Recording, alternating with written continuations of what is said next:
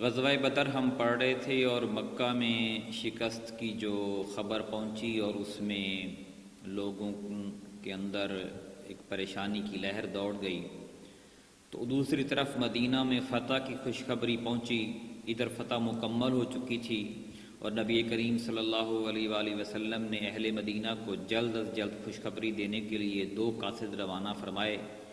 ایک حضرت عبداللہ بن رواحہ، وہ بلائی مدینہ کی طرف ان کو بھیجا، اور دوسرے حضرت زید بن حارثہ جن کو زیری مدینہ کی باشندوں کے پاس بھیجا۔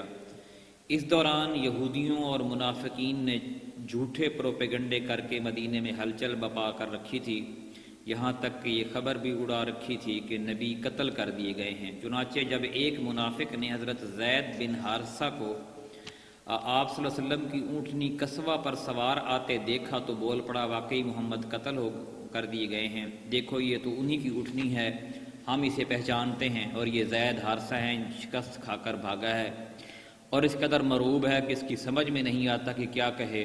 بہرحال جب دونوں قاصد پہنچے تو مسلمانوں نے انہیں گھیر لیا اور ان سے تفصیلات سننے لگے، حتیٰ کہ انہیں یقین آ گیا کہ مسلمان فتح یاب ہوئے ہیں۔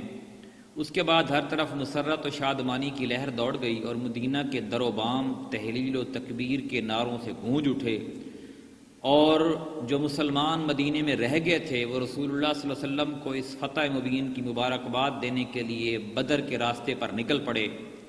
حضرت اسامہ بن زید کا بیان ہے کہ ہمارے پاس اس وقت خبر پہنچی جب رسول اللہ صلی اللہ علیہ وسلم کی صاحبزادی حضرت رقیہ کو، جو حضرت عثمان کے عقد میں تھیں، دفن کر کے قبر پر مٹی برابر کر چکے تھے۔ ان کی تیمارداری کے لیے حضرت عثمان کے ساتھ مجھے بھی رسول اللہ صلی اللہ علیہ وسلم نے مدینہ ہی میں چھوڑ دیا تھا۔ دوسری بات مال غنیمت کی تھی۔ جب مسلمانوں کو فتح نصیب ہوئی تو مال غنیمت کا مسئلہ کھڑا ہو گیا۔ نبی کریم صلی اللہ علیہ وآلہ وسلم کا ایک طریقہ تھا کہ آپ کوئی بھی مارکہ ختم ہوتے تو اس کے 3 دن اس میں قیام فرماتے تھے، تو بدر میں بھی آپ نے 3 دن قیام فرمایا، اور ابھی آپ نے میدان جنگ سے کوچ نہیں فرمایا تھا کہ مال غنیمت کے بارے میں لشکر کے اندر اختلاف پڑ گیا، اور جب یہ اختلاف شدت اختیار کر گیا تو رسول اللہ صلی اللہ علیہ وسلم نے حکم دیا کہ جس کے پاس جو کچھ ہے وہ آپ کے حوالے کر دے۔ صحابہ کرام نے اس حکم کی تعمیل کی اور اس کے بعد اللہ نے وحی کے ذریعے اس مسئلے کا حل نازل فرمایا۔ حضرت عبادہ بن صامت رضی اللہ عنہ کا بیان ہے کہ ہم لوگ نبی کے ساتھ مدینے سے نکلے اور بدر میں پہنچے، لوگوں سے جنگ ہوئی اور اللہ نے دشمن کو شکست دی۔ پھر ایک گروہ ان کے تعاقب میں لگ گیا اور انہیں کھدیڑنے اور قتل کرنے لگا، اور ایک گروہ مال غنیمت پر ٹوٹ پڑا اور اسے بٹورنے اور سمیٹنے لگا، اور ایک گروہ نے رسول اللہ صلی اللہ علیہ وسلم کے گرد گھیرا ڈالے رکھا کہ مبادا دشمن دھوکے سے آپ کو کوئی اذیت پہنچا دے۔ جب رات آئی اور لوگ پلٹ پلٹ کر ایک دوسرے کے پاس پہنچے تو مال غنیمت جمع کرنے والوں نے کہا کہ ہم نے اسے جمع کیا ہے، لہٰذا اس میں کسی اور کا کوئی حصہ نہیں۔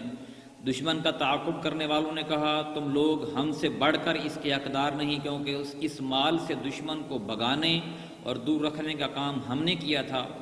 اور جو لوگ رسول اللہ صلی اللہ علیہ وسلم کی حفاظت فرما رہے تھے انہوں نے کہا ہمیں یہ خطرہ تھا کہ دشمن آپ کو غفلت میں پا کر کوئی اذیت نہ پہنچا دے، اس لیے ہم آپ کی حفاظت میں مشغول رہے۔ اس پر اللہ نے یہ آیت نازل فرمائی، سورہ الانفال کی آیت نمبر 1 ہے، جس کا ترجمہ ہے یہ ہے، لوگ آپ سے مال غنیمت کے متعلق پوچھتے ہیں، کہہ دو غنیمت اللہ اور اس کے رسول کے لیے ہے، بس اللہ سے ڈرو اور اپنے باہمی تعلقات کی اصلاح کر لو اور اللہ اور اس کے رسول کی اطاعت کرو اگر واقعی تم لوگ مومن ہو۔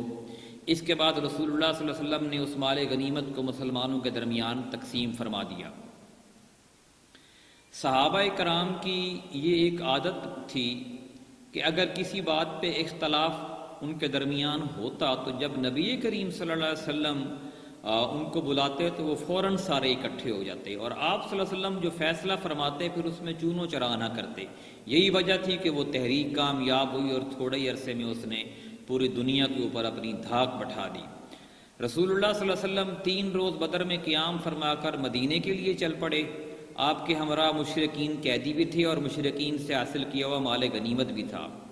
آپ نے حضرت عبداللہ بن کعب رضی اللہ عنہ کی اس کی نگرانی سونپی تھی۔